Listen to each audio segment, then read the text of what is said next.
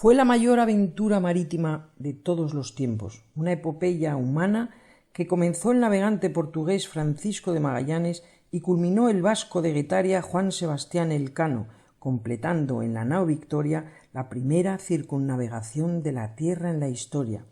Primus circumdedisti me, fuiste el primero en darme la vuelta, fue la leyenda que el rey concedió al Cano en su escudo de armas junto con las especias que trajeron de las Indias orientales. De este gran viaje, 2 testimonios de los 18 que volvieron nos han permitido conocer con detalle las circunstancias en las que se desarrolló la gran gesta. El del griego Francisco de Albo, experto piloto de la nao Victoria, hombre de confianza de Magallanes y mano derecha del Cano, que escribió el diario de a bordo técnicamente impecable, dejando constancia de la latitud en que se encontraban durante todo el viaje, así como el derrotero del rumbo seguido. Otro testimonio muy importante fue el de Antonio Pigafetta, explorador y escritor italiano, que escribió en primera persona un relato minucioso de todo lo que sucedió durante los 3 años de expedición. Entre otros documentos que ilustran el viaje, destacamos el del marinero Ginés de Mafra, el grumete Martín de Ayamonte o la carta que el Cano escribe a Carlos I al terminar el viaje. En el año 1453 los turcos toman Constantinopla y cierran el paso a los cristianos y a todo Occidente con la gran ruta de la seda y el comercio con Oriente. España y Portugal se lanzan entonces a la búsqueda de una ruta marítima alternativa para llegar hasta allí. Los portugueses buscan las islas de las Especias, es decir, las Molucas, navegando en paralelo al continente africano. En 1498 el navegante portugués Vasco de Gama llega a la India y en 1512 los portugueses alcanzan las Molucas y comercian con las Especias. Mientras tanto, España seguía avanzando en América y buscaba el paso hacia Oriente y el nuevo mar del sur, descubierto por el explorador y conquistador español Núñez de Balboa. Era el Océano Pacífico. Fernando de Magallanes propone el proyecto a su rey, Manuel I de Portugal, y al no recibir las compensaciones que creía merecer, le pide marchar a servir a otro rey. Será el joven rey de España quien acepta y organiza la armada a través de la Casa de Contratación de Indias de Sevilla. No era la vuelta al mundo lo que perseguía el navegante portugués, sino encontrar una nueva ruta y demostrar a quién pertenecían las islas Molucas situadas en el archipiélago de Indonesia según el Tratado de Tordesillas. El 10 de agosto de 1519 las 5 naves sueltan amarras en Sevilla. La Trinidad era la nao capitana y le acompañaban la San Antonio, la Concepción, la Victoria y la Santiago. Se alistaron unos 245 hombres en total, no solo españoles, sino también portugueses, italianos, ingleses, griegos y flamencos, en su mayoría expertos profesionales de la navegación con grandes ambiciones. La base de la dieta marinera era la galleta, el bizcocho y el vino. También llevaban en los barcos animales vivos, vacas y cerdos. Los costes de la expedición se cifran en más de 8 millones de maravedíes, una verdadera fortuna para esa época. Se estima que la nao Victoria recorrió 70.000 kilómetros navegando por los 3 océanos, el Atlántico, el Pacífico y el Índico. Después de partir de Sevilla, en Sanlúcar de Barrameda, permanecen un mes y el 20 de septiembre de 1519 se lanzan a la aventura. Harán escala en Tenerife y después Magallanes ordena seguir rumbo sur, siempre paralelo a la costa africana hacia el Golfo de Guinea.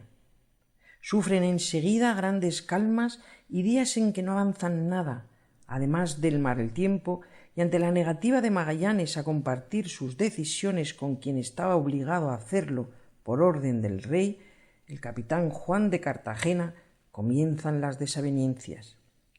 Casi 4 meses después de la partida, avistaron por fin tierra americana, llegando a las costas de la actual ciudad de Río de Janeiro. La flota alcanza el Río de la Plata y recorre la costa americana hacia el sur.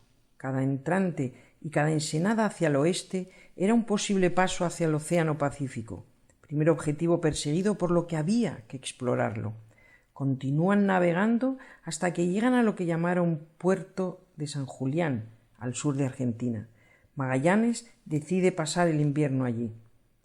La escasez de alimentos y el mal tiempo producen 2 días después un motín.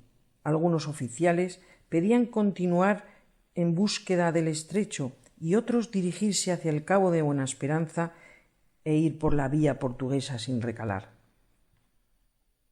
Magallanes reprime duramente, ordenando arrestar y ejecutar a Gaspar de Quesada y a Luis de Mendoza, desterrando a Juan de Cartagena y el clérigo Pedro Sánchez de la Reina. En el puerto de Santa Cruz, la nao Santiago naufraga al embarrancar contra la costa y la nao San Antonio abandona la expedición y regresa a España con más de 50 marineros.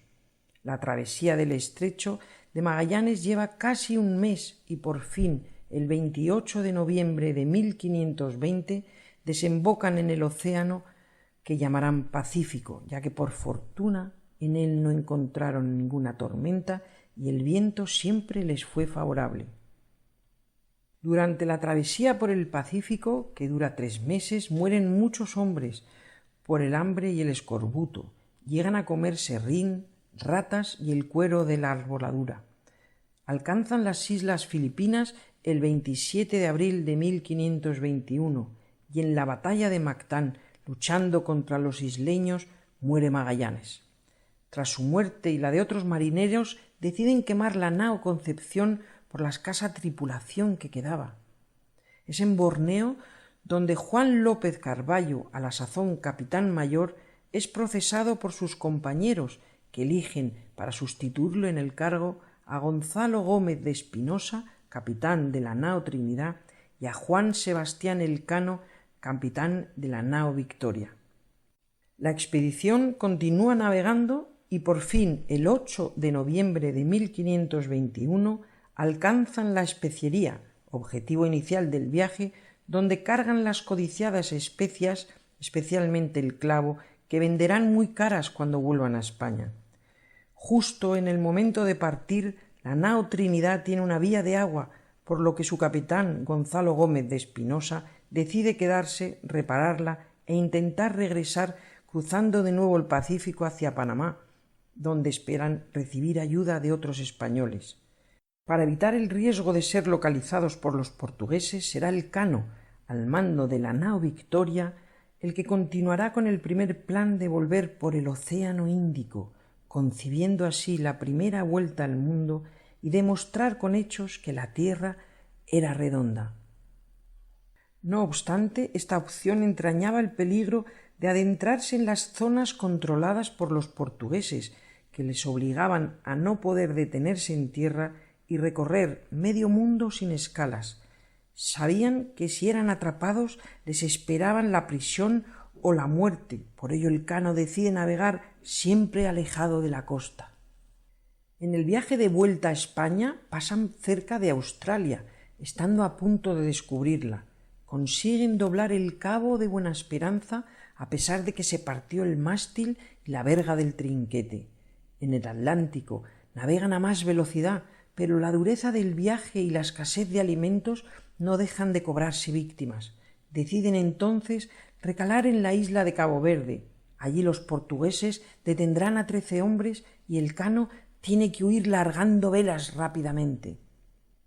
El 6 de septiembre de 1522, la nao Victoria llega a Sanlúcar de Barrameda, en Cádiz, y es remolcada por el Guadalquivir río arriba hasta Sevilla, donde los 18 supervivientes desembarcan descalzos con cirios en la mano en procesión cumpliendo una promesa. Se había convertido en la primera embarcación de la historia en dar la vuelta al mundo. Elcano y los suyos habían cruzado los 3 mayores océanos del planeta, el Atlántico, el Pacífico y el Índico.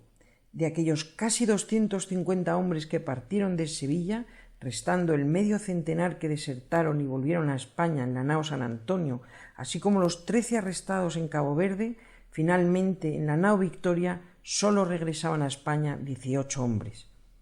De los compañeros de la Trinidad, solo 4 consiguieron regresar años más tarde. La valiosa carga de especias cubrió los costes de la expedición y obtuvo un beneficio del 4%.